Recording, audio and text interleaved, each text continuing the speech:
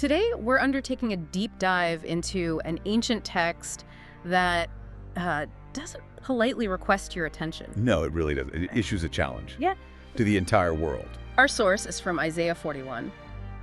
It's intensely poetic, but it's an argument, a really comprehensive one about history and power. And if you're expecting some kind of gentle spiritual reflection, the source it starts with a shockwave. A shockwave's a good word for it. It begins with a demand for silence, for judgment. It literally says, "Keep silence before me, O islands. Let us come near together to judgment." So it's like a cosmic trial is about to begin. Exactly. The whole world is the jury, the defendant, and the witness all at once. Okay, let's unpack this. Our mission today is to cut through that, dense language and get to the core insights, the incredible metaphors, and really the central question this text is asking. Who is truly in control of history? It's a document of immense clarity on that point. The moment the stage is set, it gets right into it. And it does that by talking about this mysterious, almost divinely empowered conqueror. Yeah, a figure that just appears on the scene. And the question is posed right away, emphasizing his power. Who raised up the righteous man from the east and made him rule over kings? He's described as, a force of nature. It says he makes nations as the dust to his sword and as driven stubble to his bow. So just complete annihilation. Not just defeat. The visual is, there's nothing left. He pursued them and passed safely. The speed, the ease of it all. It suggests this isn't about better tactics. No, it's a foregone conclusion. Now, a quick note here for anyone curious about the history. A lot of interpretations link this figure, this man from the east, to Cyrus the Great, the Persian king. Right, which makes a lot of historical sense. But the text itself, its main focus isn't really on who the human actor is. It's about the ultimate director behind the scenes. Exactly. The text immediately shifts focus. It asks who has wrought and done it, calling the generations from the beginning. And then it answers its own question. It does. It declares, "I, the Lord, the first, and with the last, I am he." That is such a powerful synthesis. I mean, the text is basically saying that time isn't just a random series of events. It's a finished loop. Yeah. The whole process, from the very first generation to the absolute last, is guaranteed. Why? Because the speaker claims to be there at the start and at the finish? It establishes sovereignty over causality itself. Every conqueror, every kingdom that rises or falls, it's all tethered back to this one source. Okay, but here's where it gets really interesting, because the perspective flips. It shows us this fascinating detail about human psychology under pressure. The world sees this force coming. And the reaction is panic, fear, and this desperate global effort to, rearm? Yes. The text says the isles saw it and feared. The ends of the earth were afraid, drew near, and came.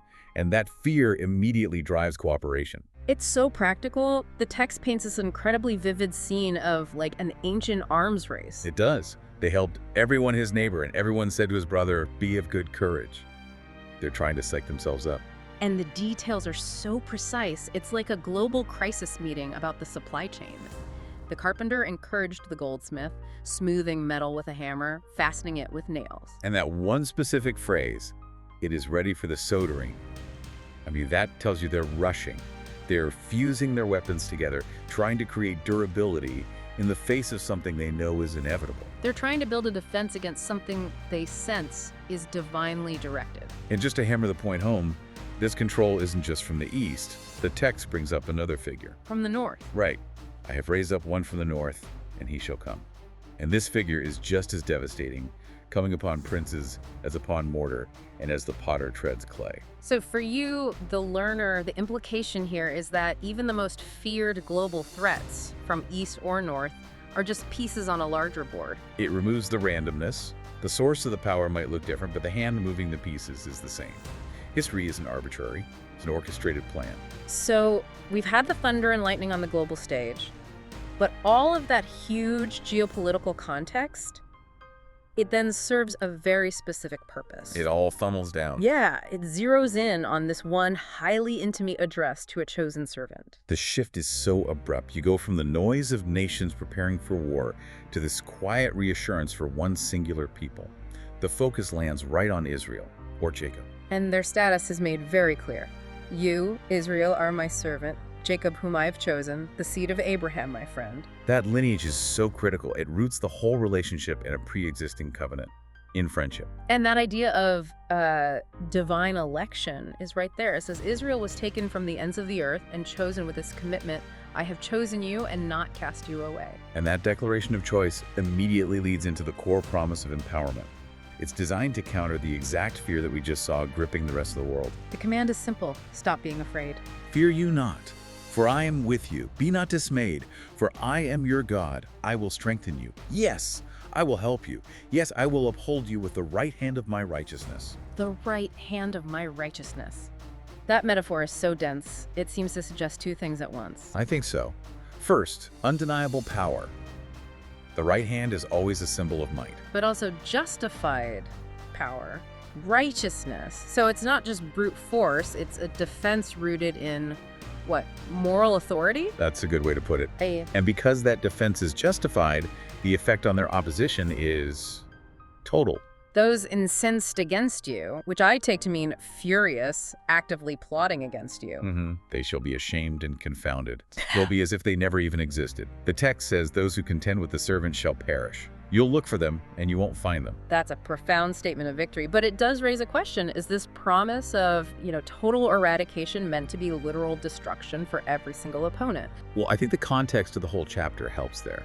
It's a prophetic promise, probably hyperbolic, meant to reassure a people who feel completely vulnerable. Surrounded by massive empires. Exactly. It's a guarantee of survival, of vindication. It's saying those empires, which feel like mountains right now, will eventually vanish from the historical stage. And nothing illustrates that reversal of status better than the next image. I mean, it's just incredible. It is. The servant is first called you worm Jacob. A symbol of total weakness, lowliness. And then, in the very next breath, this worm is handed a tool of overwhelming power. The contrast is deliberately jarring. Behold, I will make you a new, sharp threshing instrument having teeth. So threshing sledge, that was a heavy wooden board with iron teeth underneath. Right, pulled over grain. It was a tool for heavy-duty destructive work. And the function of this instrument is what's so amazing. This worm Jacob is now told it will thresh the mountains and beat them small and shall make the hills as chaff. And mountains, in this kind of literature, they symbolize permanence, geopolitical powers, huge barriers. Unmovable objects. Exactly. So to say that a worm will grind them into dust, that the wind just blows away, it's promising a complete reversal of reality. The barriers aren't just defeated, they're pulverized. It's a remarkable metaphor. And after all that destructive power, the text shifts gears again. It moves from conflict to creation. We shift from the battlefield to the stillness of the desert, focusing on the most basic human needs. When the poor and needy seek water, and there is none, and their tongue fails for thirst. And the promise is immediate intervention. I, the Lord, will hear them. And the response isn't just a bit of relief. It's a radical restructuring of the environment itself, a hydrological miracle. It defies geography. It does. It's not just dew on the grass. It's, I will open rivers in high places and fountains in the midst of the valleys. Rivers don't start in high places, they flow down from them. Precisely. I will make the wilderness a pool of water, and the dry land springs of water. This is a claim of absolute mastery over the laws of physics. And to make it even more real, the text gives this detailed planting list. It's turning the barren desert into a lush, intentional forest. A highly specific promise, you can almost see it. The Lord will plant in the wilderness the cedar, the shittah tree, and the myrtle, and the oil tree. It's not just desert shrubs. No. Cedar, myrtle, these trees need specific conditions. This isn't just about surviving in the desert, it's about making it thrive in an over-the-top, diverse, green way. So the sheer scale of all this, Right. the rivers, the forests, it must have a purpose beyond just making people comfortable. Of course, it's the ultimate proof. The text states the reason explicitly, that they may see and know and consider and understand together that the hand of the Lord has done this. The miracle is the evidence. It's indisputable evidence that only this specific sovereign could achieve this. Which brings us to the final segment, the courtroom challenge. The gauntlet is thrown down. After demonstrating power over history and nature, the text issues a direct judicial challenge to any other worldview, any other deity. Produce your cause, says the Lord. Bring forth your strong reasons, says the King of Jacob.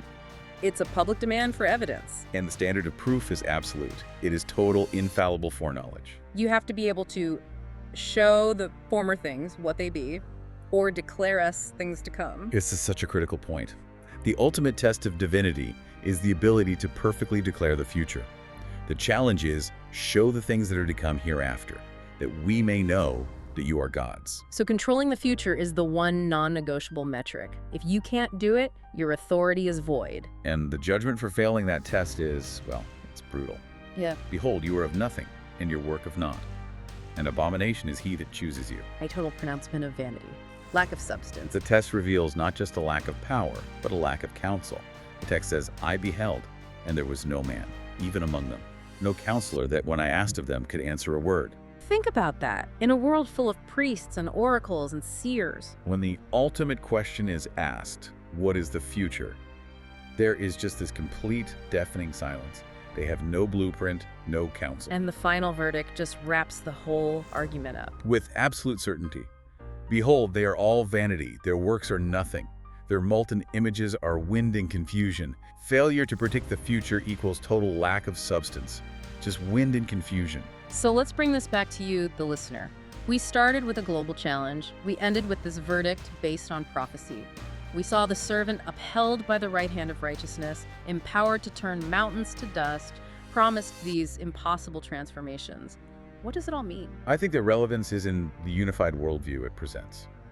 There's no separation here between politics, the military, and the natural world. It's all connected. Deeply.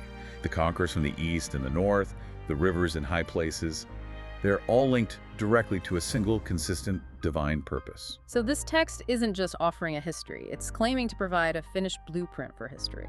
It's guaranteeing outcomes. Because the source claims to be both the first and the last. That's a powerful framework. It gives the follower a very specific confidence, regardless of the chaos they see around them. And here's a provocative thought to mull over, based purely on this text.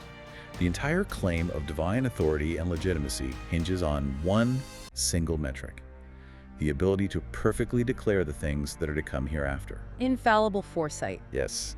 In our world, which is obsessed with data, with modeling, with predictive analytics, consider the power of a claim where the highest form of proof isn't a miracle, it isn't current power, but perfect foresight.